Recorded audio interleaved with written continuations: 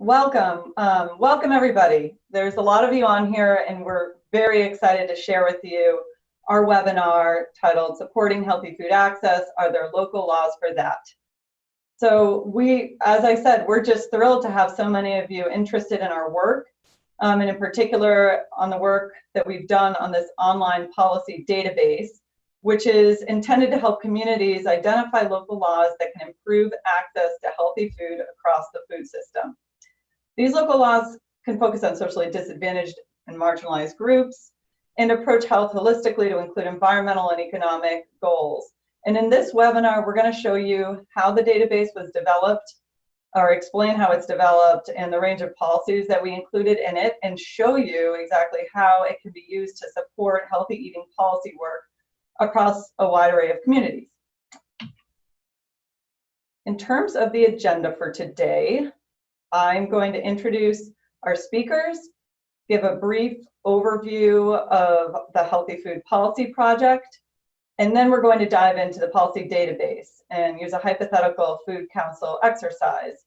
And then lastly, we'll have a deeper dive into the methodology and applications for research. And we will have time at the end for your questions. So as was mentioned, use that little question screen to submit any questions to us, and we'll try to get them at the end. So now I'm going to introduce the speakers for today, and you're about to see a photo that was taken from our most recent advisory committee meeting. And you can see in this photo the different team members who are involved with our webinar today. So my name is Lilani Nelson, and I am the Assistant Director at Vermont Law School's Center for Agriculture and Food Systems. And I have a background in urban and regional planning and agroecology with master's degrees from UW-Madison. And I'm really excited to be working on this healthy food policy project with other partners that you can see here. And for our speakers, we are going to have Amanda Carls, who is a staff attorney at Public Health Law Center, and Kristin Kreuk, who is a postdoc at UConn's Rudd Center for Food Policy and Obesity. And they're going to be going through the specific sections on the policy database. And a little background on them. Amanda Carls is, again, a staff attorney at Public Health Law Center, where she uses her legal experience to advance public health issues with an emphasis on healthy eating work. And prior to joining the Public Health Law Center, she worked in private legal practice and corporate settings and has experience analyzing complex federal, state, and local level rules and legislation. In addition to this legal background, Amanda is involved in community policy planning, has worked in food systems, and serves as a commissioner on the St. Paul Ramsey County Food and Nutrition Commission, which acts as the community's food policy council. And you can see Amanda there in the middle, kind of next to me. And Dr. Kristin Kreuk is our other speaker, and she is a postdoctoral fellow at the University of Connecticut Rudd Center for Food Policy and Obesity. Her research focuses on healthy food policy and equity, with an emphasis on understanding how zoning policies impact inequities in diet-related health outcomes for community food retail environments. These projects were funded by the National Institutes of Health. Well, she also conducts research on how nonprofit organizations in the emergency food system address diversity and inclusion at the management level, as well as manage targeted programming for marginalized communities.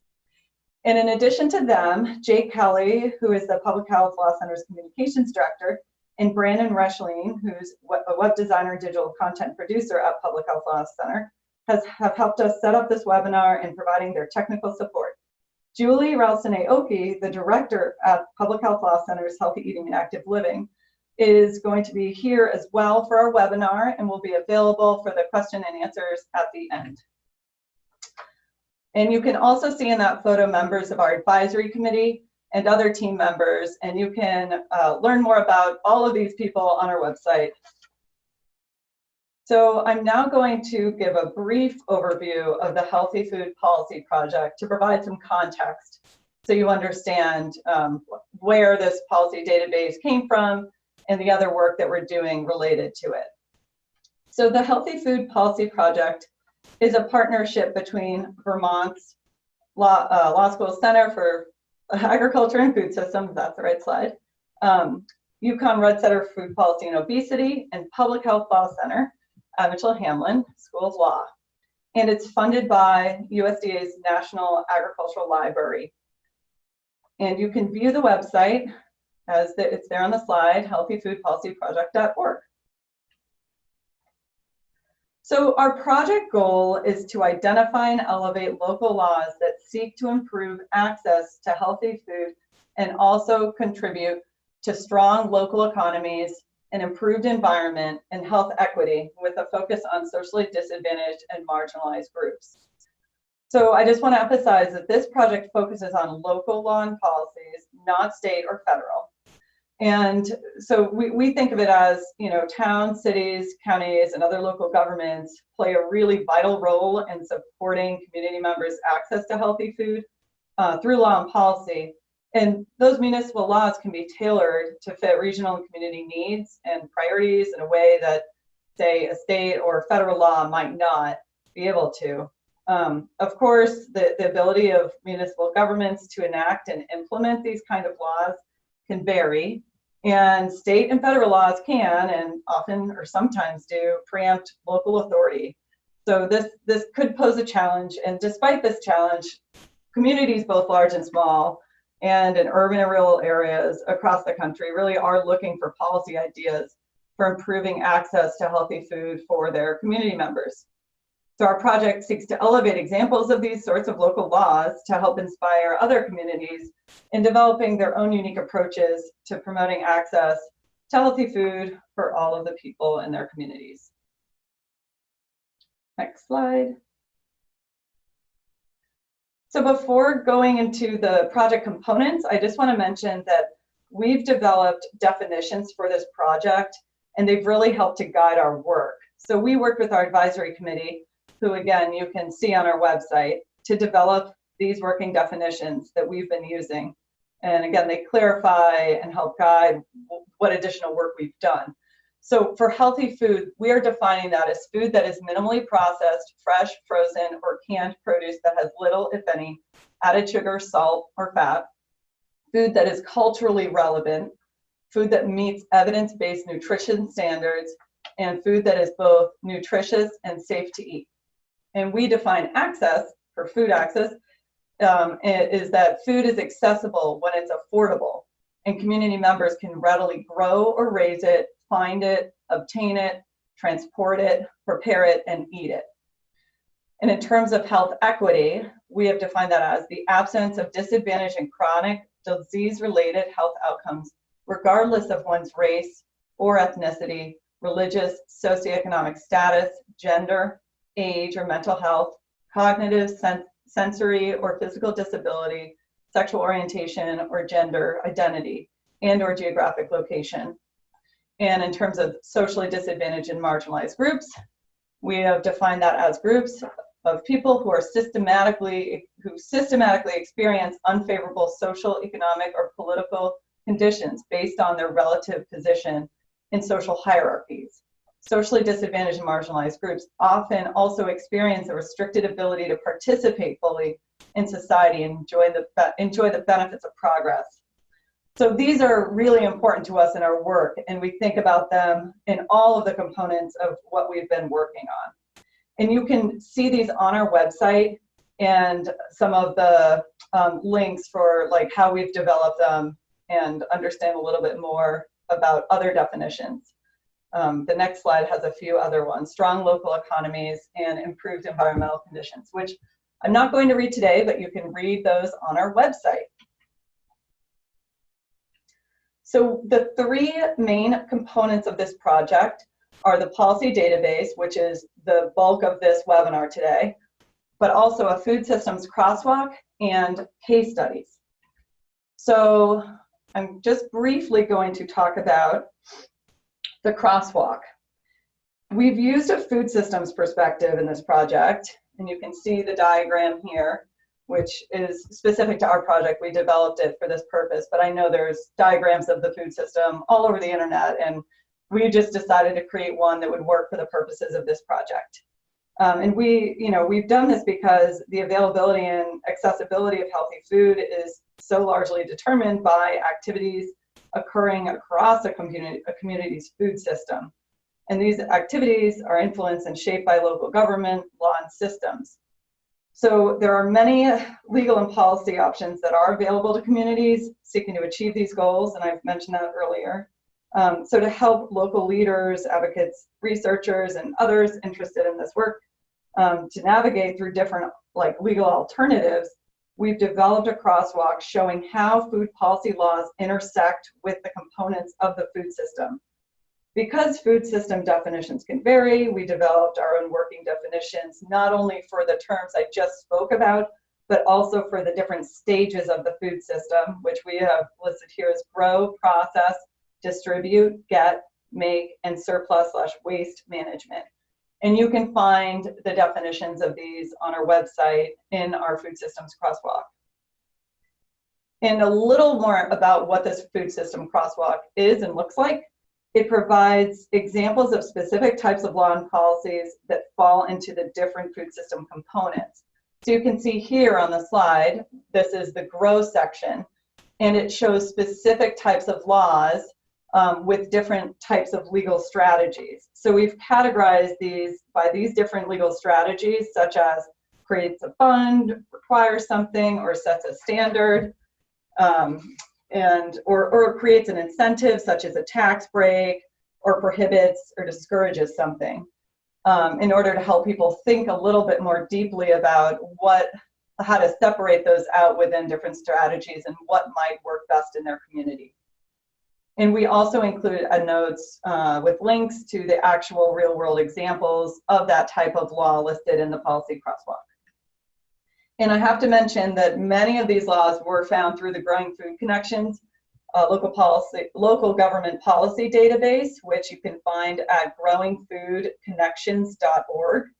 And one of the members of our advisory board, Samina Raja, is largely, we thank her so much for connecting us with that resource and helping us build out all of the parts of the project, but this one in particular was largely influenced by that, as well as the policy database, which you'll hear more about later. And I will say that we also welcome examples for things to include in all of our resources, and you can provide feedback and suggest a policy or a case study or really anything through our website. So if you're seeing this and you're thinking of something that you know of in your community, we'd really love to hear about that.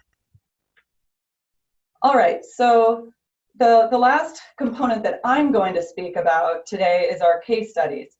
So we've included developing these in-depth case studies that feature an urban agriculture ordinance in Fort Worth, Texas, the Staple Foods Ordinance in Minneapolis, Minnesota, a food equity council in Prince George's County, and a resolution for food security in San Francisco, California. And the idea was for these case studies to, complement the policy database by telling real stories behind a few policies and getting into the weeds on what was the process of community engagement and the actual policy, like getting passed, how did that work?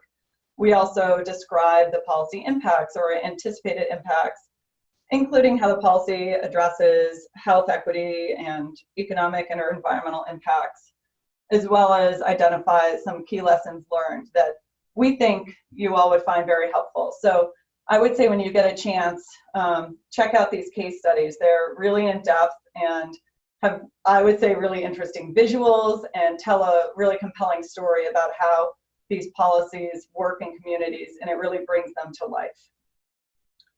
And I will also just mention that we did select these case studies based on some criteria that we set, and we wanted to have some geographic diversity and look at ones that have different legal mechanisms.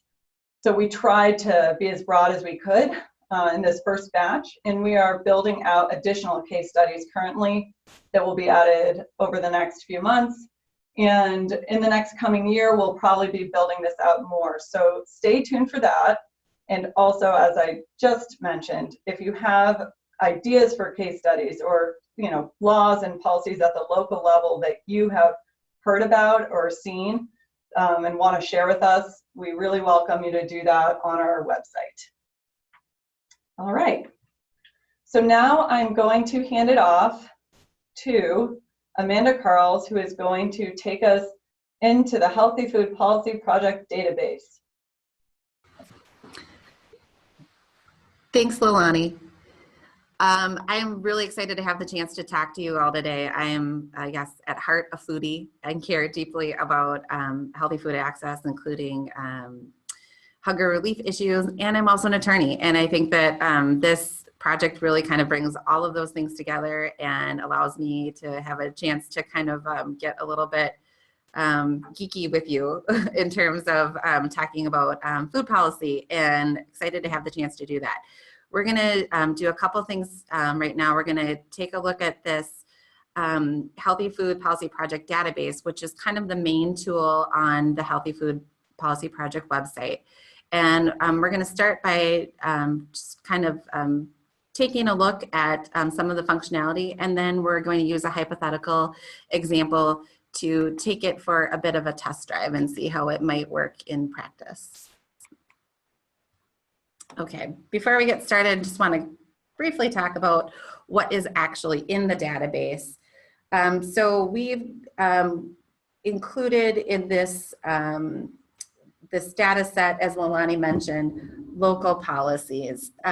So local policies are policies that were passed or adopted by a municipal government. So we're talking about things like towns, cities, counties, local boards of health, basically anything below state level. We didn't include, however, policies that were adopted by school boards, parks, or recreation boards, or similar types of local government entities. We're really specific about looking for policies that had a connection to food access. And ideally, we were really honing in, looking for laws that really promoted access to healthy food through the lens of the experiences of socially disadvantaged and marginalized groups. And we'll talk about that a little bit more when we're kind of in the database itself. A couple things, though, to understand about what's not in the database. We did not include policies that were merely aspirational, and there's a list up here on the screen of some of the types of examples we're talking about. We also made some qualitative decisions about certain types of laws to exclude, and I'm not going to cover all of them, but just to give you an idea of things that we didn't include. We, for example, didn't include laws that addressed breastfeeding in the workplace if they did so in a way that actually seemed to create barriers.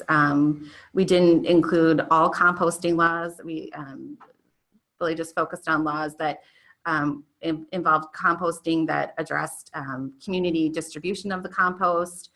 We also stayed away from general food safety and handling laws. And again, there's some additional criteria of laws that we excluded, but that should give you a sample of sort of some of our thinking of what laws we chose to include and not to include. So what I want to do now actually is talk about how this database can be used sort of in real time. So to do that, I'm going to go out to the database itself. Do you see it? Okay. And so you can see here, this is actually the front page, the main homepage of the Healthy Food Policy Project website. And as Leilani mentioned, there are a few different components.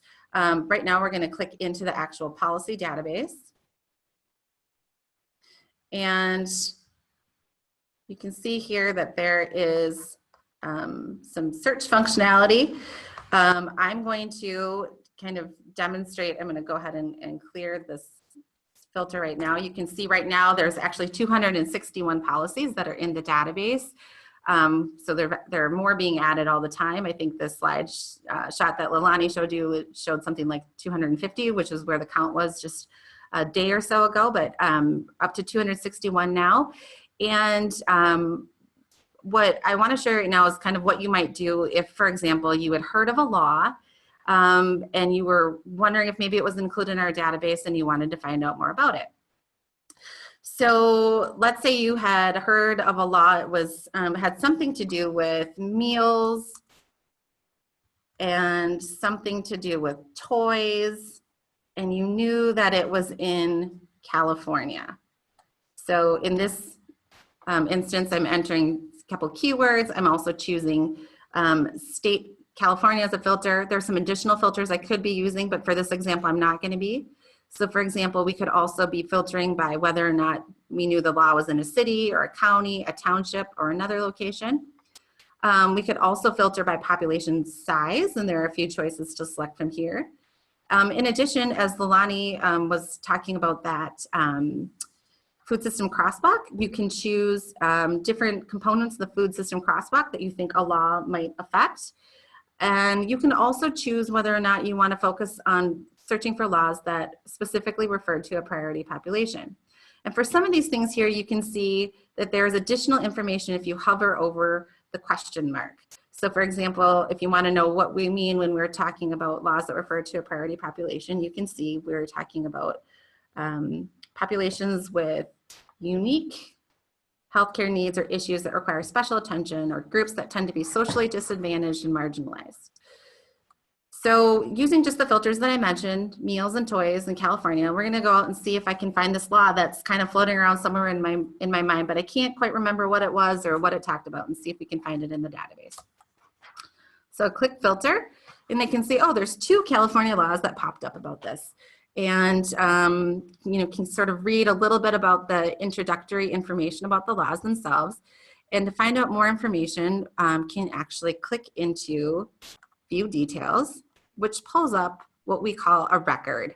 And the record contains quite a bit of information about the law itself. It includes both the title of the law and where you would find it in the city's or county or other jurisdictions code if they've codified it. It includes a brief summary of the law. It includes legal strategies. And there are several legal strategies that we coded for. I'm just gonna let you know what some of the options could be. In this case, you can see we've coded it for requires something or set standards, and prohibits or discourages something. But other choices included laws that create a fund or enable access to a funding stream in a way that promotes or supports access to healthy food. Laws that create an incentive for a change in practice or behavior to promote or support access to healthy food in some way. Laws that expressly allow something in a way that promotes or supports access to healthy food. Laws that, like this one, prohibit or discourage something. Laws that provide education, promote awareness, or provide information to the public. And laws that create an exemption or deregulates something or someone in a way that supports or promotes access to healthy food. So going back through again this record, we can find out more information about this law. We can also see that we determined that the reach was community-wide. And when I say we, I should give you a little more context too.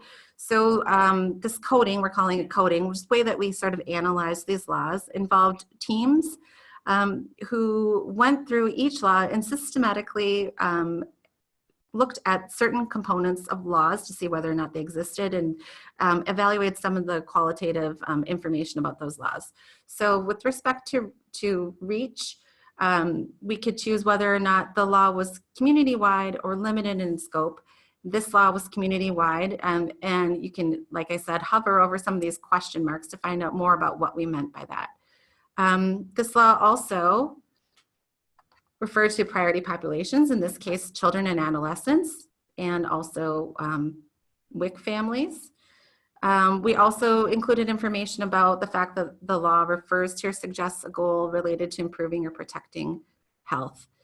And we looked for other things like nexuses to improving environmental conditions, promoting or supporting a community's economy.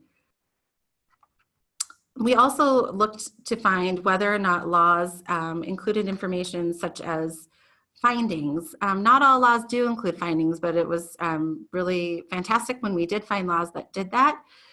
Findings can really help to support the importance of a law and what particular effect its aim may have in a community. And that, coupled with this other section just below it, stated intent or purpose can really help to sort of identify what the goal of the law is. Again, not all laws have these particular components, but this one does. And then, sorry, losing scroll there. Other additional information is included, again, for each record. And again, not all laws had all information, but to the extent we were able to include information for any given law, we did. And where we didn't have that information, it's indicated with a no or not applicable. So that's just an example of how you might get into a law and kind of get some familiarity with it. Once you kind of determine that you might be interested in a law or aspects of a law and wanted to find out even more about it, you can also go to the view law function, which should take you out to the database or other area where the law might be located. So here, this is in American Legal Publishing, and you can actually go through the law itself to find out more information about it. So let me go back to our PowerPoint presentation. Another thing that I think, besides just being able to use the law to pull up, or the database rather, to pull up a law that you might already know about or think might exist, is using it to sort of help generate ideas for actual policy development. And so what we're going to do next is kind of go through a simulated example of how you might do that. We want to be clear, though, that this is a tool. It might help you to generate some ideas, but there should never be a cookie cutter approach to policy development. We also want you to understand, although we're going to do this in sort of just a very simulated hypothetical exercise, policy development is a multi-step process. It's usually iterative. It involves several stages of stakeholder and community engagement, and there are also legal considerations to consider. One of them is preemption, and preemption is such an important issue that we've actually included a whole resource page dedicated just to preemption on the Healthy Food Policy Project website. So I'd encourage you to check that out to find out more information.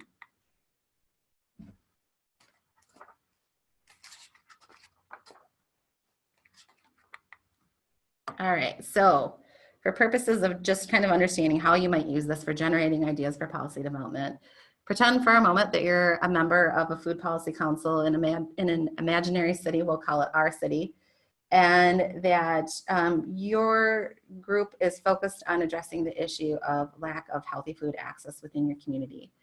And over the last couple of years, your council has engaged citizens, local health department, businesses, and other stakeholders to identify concerns and collect data about that issue. So as a result of all of these efforts, your council has come up with some interesting information. And that is that some residents in many of the city's most economically disadvantaged neighborhoods do not have full service grocery stores. And so this might be kind of an imaginary map representing the distribution of grocery stores in our city.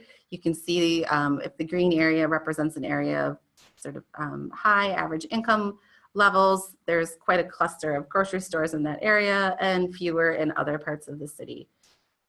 So the first thing you might do would be to go to the database, and I'm going to go back out there here. And let's now do kind of a hypothetical search to address this problem. Let's look at, for example, things that might relate to this particular issue. So if we start thinking about just high-level keywords, and I would encourage you when you are doing searches in this database to start kind of high level and then zoom in. There are, like I said, 261 policies in here right now, and if you're sort of so overly specific, you might end up in a situation where you're unnecessarily excluding more laws than you need to. So start kind of high level and zoom in. But what I would do for this particular problem is to think about words that are related and to just run a keyword search. So I might think of, for example, just the word grocery. So if I type that into the keyword search function, I can see that there are 13 policies that touched on laws that related to the keyword grocery. And I can sort of zoom through these here and click into them as needed to get more information. But as I'm going through here, I might identify, for example, that there are policies that deal with incentives or staple foods, mobile groceries, or tax credits. And again, I could click into any of these laws to find out more information. So going back into our hypothetical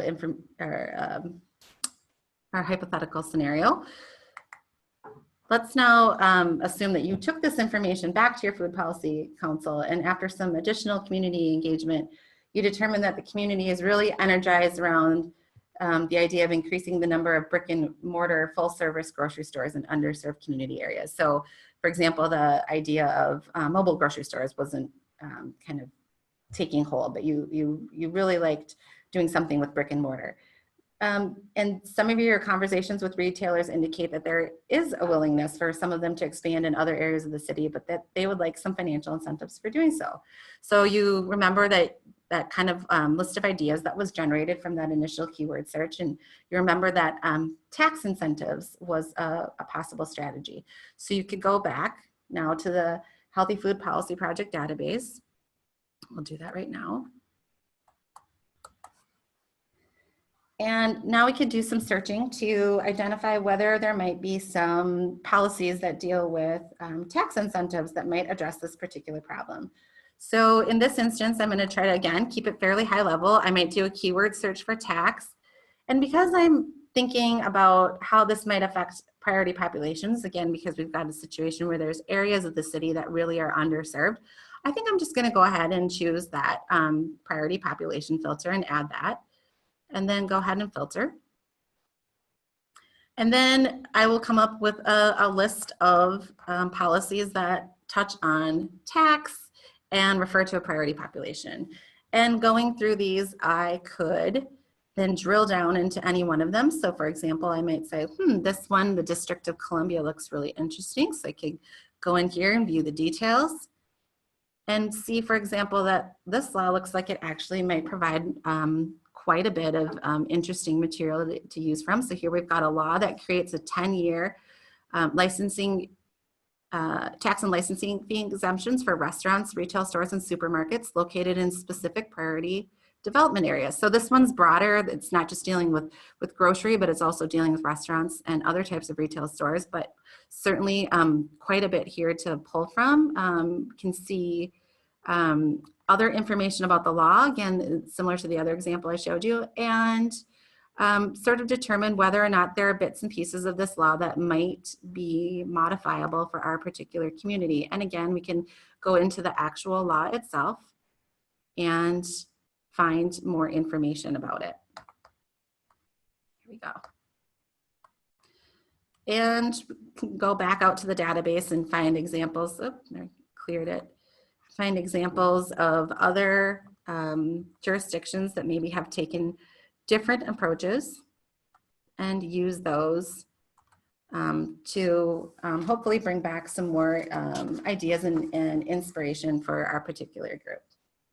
One thing I was going to mention that I didn't in a previous slide was the fact that although this our search methodology is quite comprehensive in terms of the laws that have been included, we were limited somewhat by geography. The reason being that not all communities necessarily publish their ordinances and other laws in a way that's readily searchable. And so some communities, especially communities in the South and other rural communities throughout the country, don't necessarily have their laws in a way that we were able to find them through the typical databases that organize these types of laws. We did do some additional searching, and we will continue to do that. But again, as Leilani mentioned, if you are aware of a particular law that you think should be included in our database that you don't see, you should feel free to reach out to us, because we would love to know more about it and determine whether or not we can include it in the database.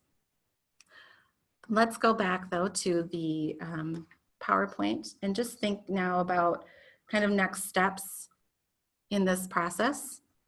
So now you've gone to the Healthy Food Policy Project database, you've done some research, you have some ideas, some examples to pull from, but we want you to know again, of course, as I mentioned earlier, that the process is one that's going to be fairly involved, and policy drafting itself, which would be kind of the next step, is of course very involved and iterative process, and there are many steps to be aware of. I've highlighted just a few on this slide, but I also want you to know of some resources that are available to kind of bring you to that next stage.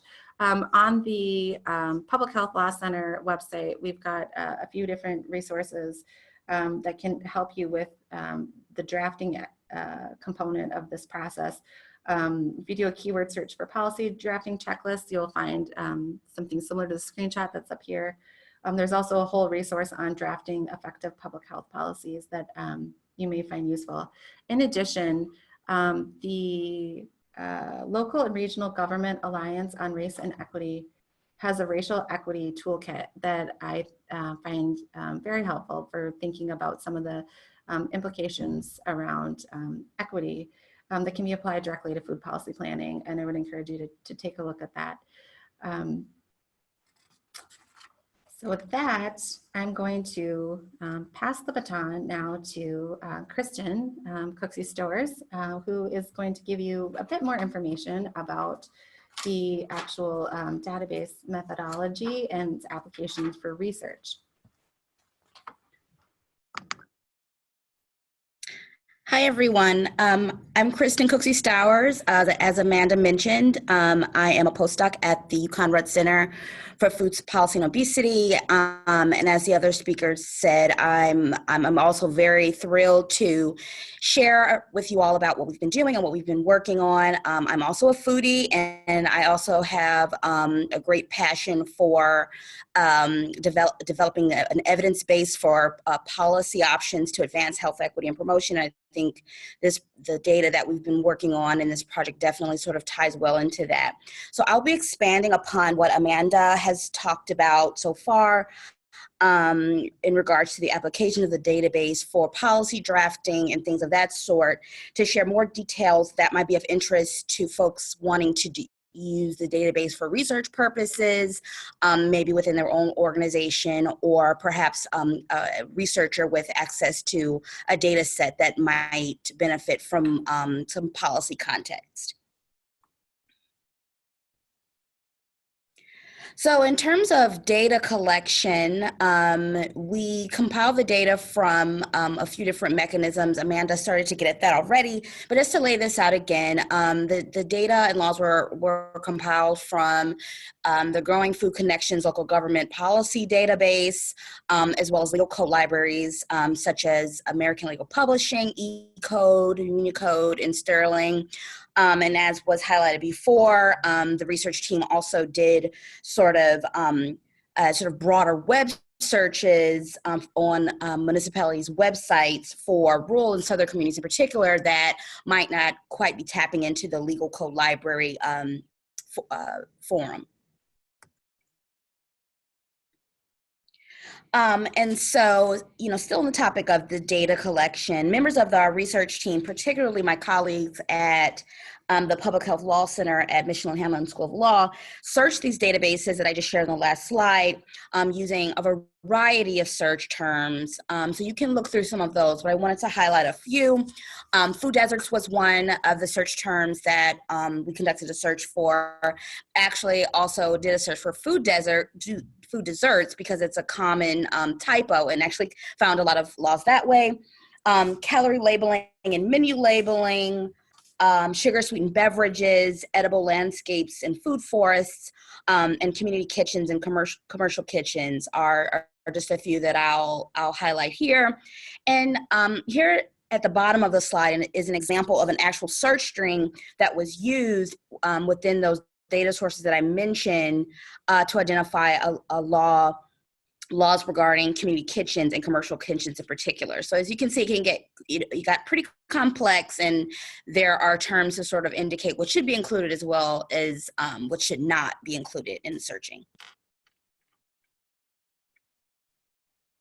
So again, in thinking about the research applications of this database, it's important to touch touch on once again the scope and limitations of the data that we've compiled. So for the next 2 slides, I'll sort of briefly review the inclusion and exclusion criteria. So laws were included in our coding process if they were formally adopted as an ordinance or codified law. They were relevant to healthy food access, and this criteria was again operationalized through the search strings that I talked about in the previous slide, and enacted at the local level, counties, towns, villages, as the previous speakers mentioned. And again, for research purposes, it's important to remember what is not included here. So the limitations of the data set, which are that we did not code laws that were tribal laws or those enacted at the state or federal level. We really wanted to create a resource that was complementary to some of the other data sets and tools that were out there. And so, for example, here at the Rudd Center, we have the state and federal policy database. And so this one sort of highlights the local landscape. We also excluded laws that were adopted by school boards and park and recreation boards. Aspirational advisory, as was mentioned, if they were not coupled with a specific requirement or restriction. Laws establishing a food policy council were excluded if they did not sort of also address future identifiable policy action. And we also did not code frameworks, comprehensive plans, definitions, if they did not highlight a specific requirement or restriction. And we also did not include laws that were approving budgets or appropriations without a regulation of some kind. So as a recap, I've gone through the methods for data collection and the application of inclusion and exclusion criteria. So next, I'll provide an overview of our actual coding process.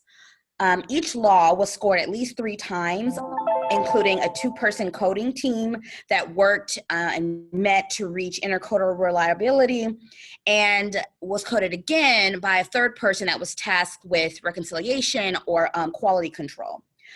And I would say that a really unique aspect of this project was the intensely detailed rubric that the team developed to evaluate about 70 different aspects of each policy. And here on the slide, you can see sort of the broad overview of what those categories were, some of which you might recognize from Amanda's presentation. Just providing some information about the legal context, so which jurisdiction passed the law. The intensity category is where the specific legal strategies that Amanda discussed would fall under. Vision, we coded for priority populations, linkages to health, economy, and environmental, climate, and as well as coding for implementation and enforcement. And last but not least, evaluation, performance measures, and food system stages, which sort of goes back to what Leilani shared in terms of our broader model of food system stages. And so those are the categories that, that the database includes.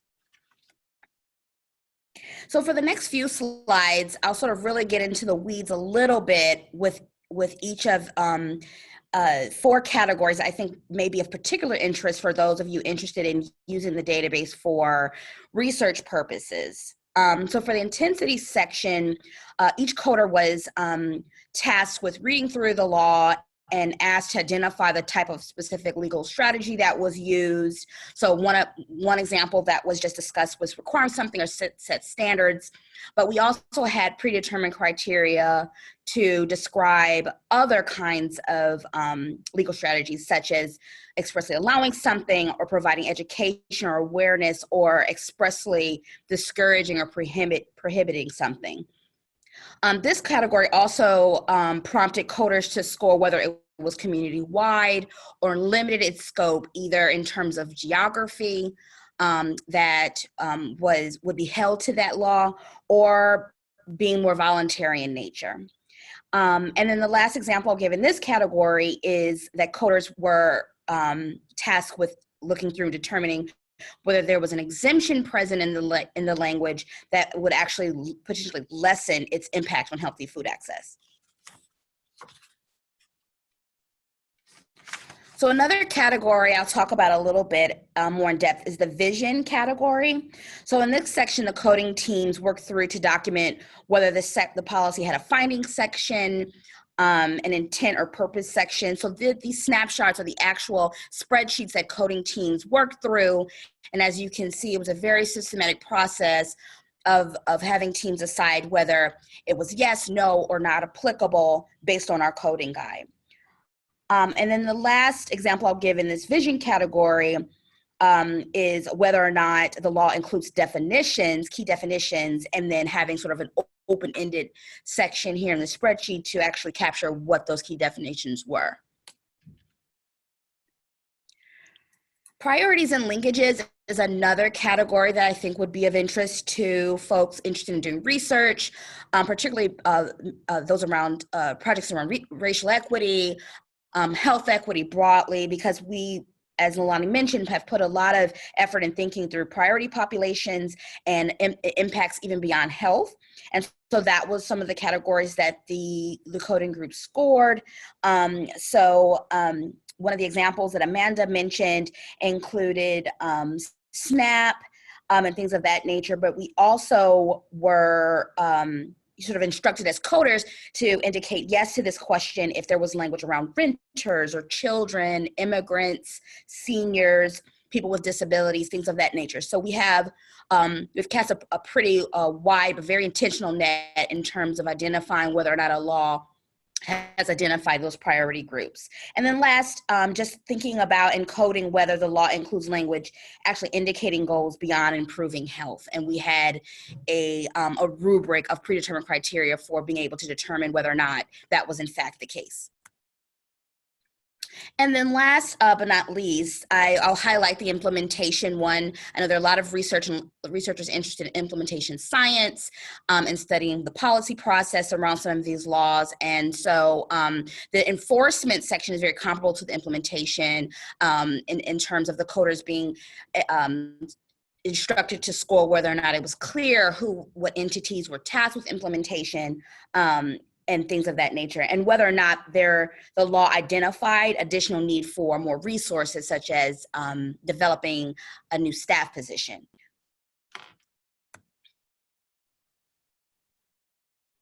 So in wrapping, I'll just step back and give just a brief overview, a snapshot into some broad ideas for the type of research that this data and the data set might be used for. So one way is sort of process evaluations.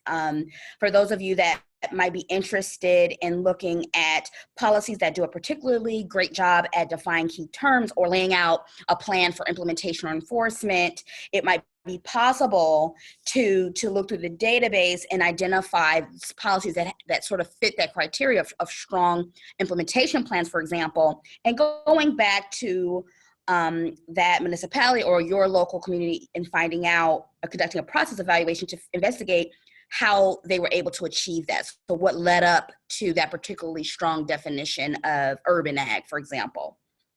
It might also be informative to compile how municipalities are defining key terms differently across the food system stages and maybe look for similarities and differences. So that's sort of all in the spirit of process evaluation. This data also it would be fitting for more impact evaluation. So if you're a researcher and you have data sets of residents in the community, whether their health behaviors or health outcomes, and sort of it might be interesting and informative to add a layer of the policy context in addition to whatever intervention or maybe campaign that you might be studying. And so those are very specific details, but the data definitely affords those kinds of opportunities. And then last, I'll say we anticipate being able to share more detailed versions of the coding guide, as well as the data set that I've gone through today. In the meantime, please use our contact information and reach out to us if you are interested in accessing the data, and we will connect with you as soon as possible. Thank you. Great, thank you. We actually have a few questions that have come in, and I'm going to go ahead and just, let's see, take one of them here. One question we have is, how often is the database updated? And does the team search for new policies every day, every week, or every month? And this is a great question. We are continually updating the database. We actually have additional codes right now that we are when I say codes, I mean laws that we are working on getting ready to upload into the database. But the process is fairly involved and takes several kind of rounds of review. It involves actually having at least one attorney review each policy before it gets uploaded, and we are also screening it for some of our inclusion criteria. So just because the policy is passed along to us, it doesn't necessarily mean it will ultimately end up in the database, but we will begin looking at it. We'll begin going through the process of screening for it. And then if it does pass that screening test, then we go through some of those coding elements that Kristin was just walking through. And it may not have been completely evident from the screenshots, but there are over 60 fields that we're coding for. So the process is really quite lengthy and involved. And we're doing this intentionally because we want to make sure that we have as much information about the law as possible, and really having a team of lawyers behind the scenes, I think, adds a really important aspect to this, because we're not only reading the laws and kind of providing plain language explanation about what they do, but we're really analyzing it for important legal components as well. These are components that we believe are important, not just for good policy drafting from a legal standpoint, but also given our work with different community groups around the country, we have a gauge of understanding what might be particularly important to include, and we've done that. And so again, some of this information will show up on your screen when you're coding, or I'm sorry, when you're doing a search, but some of it is more behind the scenes, and that's what Kristin just walked you through. So all this is to say we're doing it on an ongoing basis, but sometimes it takes a while, and not every code will pass the test. And I'm just clicking here too. Okay, so we have another question too, and I think this one I might end up taking as well, but the question is, can you explain why comp plans weren't included, since comp plans can affect food policy? I think this is another great question, and actually I might pass it along to my co-presenters to chime in, but I think there's a couple important reasons to highlight first and foremost. One is, although we recognize that comp plans or comprehensive plans can be an important tool, they really direct or guide actual laws that a community has decided should be adopted. So it sort of expresses the will of a community. But what we were focusing on here was actually including policies that are laws in and of themselves. So not just aspirational, but actual laws, and a comp plan does not fit that criteria. Another reason we didn't is because there's already a pretty good, or actually a very good resource that exists on the Growing Food Connections database. And we recognize that they had already done a really good job of highlighting comprehensive plans that were dealing with healthy food access, and believed that that field was already sort of occupied, and wanted to focus elsewhere on actual laws. But Milani, did you want to add anything to that? Nope, I think you hit the nail on the head. That was great. Great. I am looking through the other Q&A we've got here, and I think that we've kind of covered the main ones. Looks like we just have one more coming in. I'll read it. Would you have a browsable index of keywords or terms from the database record contents, such as zoning, that might help users begin to develop keyword strategies? Wow, that's a really great suggestion. We have not done that yet, but I can certainly see the usefulness of that. And I think as a team, we will take a look at considering how we might be able to do that. Thank you for that. Any other questions that you see coming in, Jay?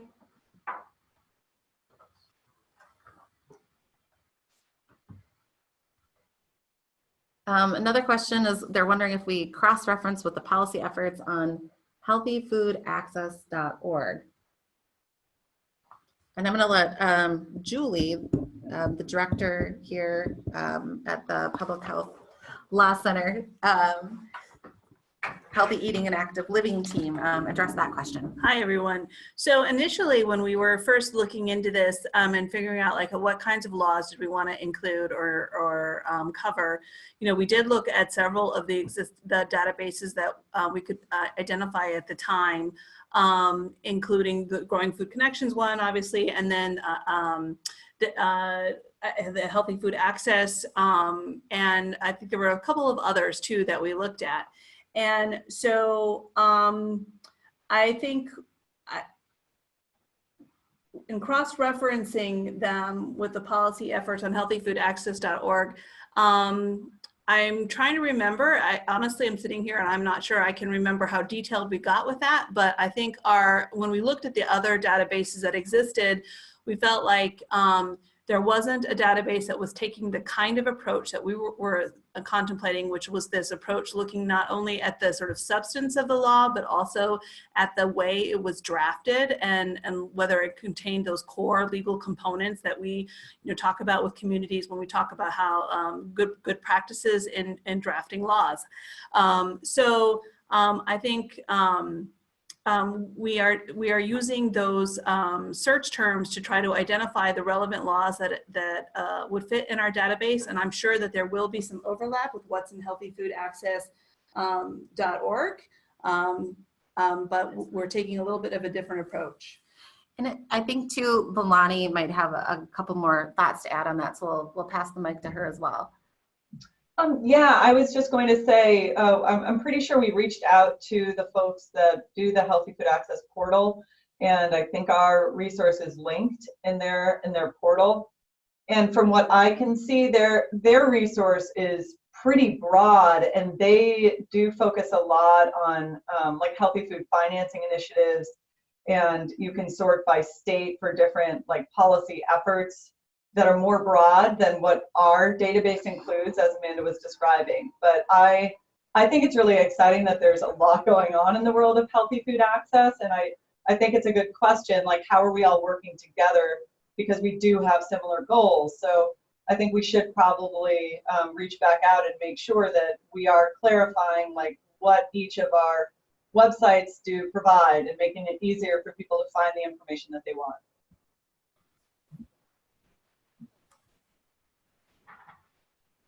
Okay, great. And we did get another question in. They just keep rolling in. Do you have a one-pager that advertises the database and gives an overview of it that we could share with people? Great question. And Lilani, I'm going to pass it back to you to provide a little more information about that. Sure. Yeah, we have a one-pager that we call our capabilities piece that is available on the website. I think it's in the About section. I'm going to try to see if I can pull it up. But it doesn't talk specifically about the database itself. It's a broad overview of the whole project. So maybe it is something that we should add specifically about the policy database to make it helpful for people who want to bring this tool to show someone else that might be interested in it, a brief overview of it. But you can find what we're calling our print capabilities sheet if you go to the Healthy Food Policy Project website, the About section. And it's linked at the end of the first section on that page.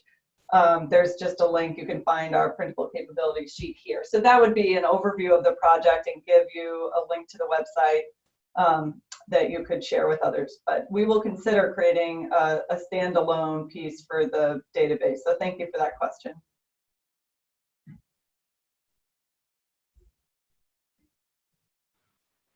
Okay, great. Thanks, Lilani. Well, we are actually just a minute past the hour, so we have filled up our time. I want to thank everyone for joining the call today. We had quite a few participants, which is really exciting to see how many people that are energized and excited about healthy food policy. And I want to encourage you all to take some time to check out the Healthy Food Policy Project website, which is at healthyfoodpolicyproject.org.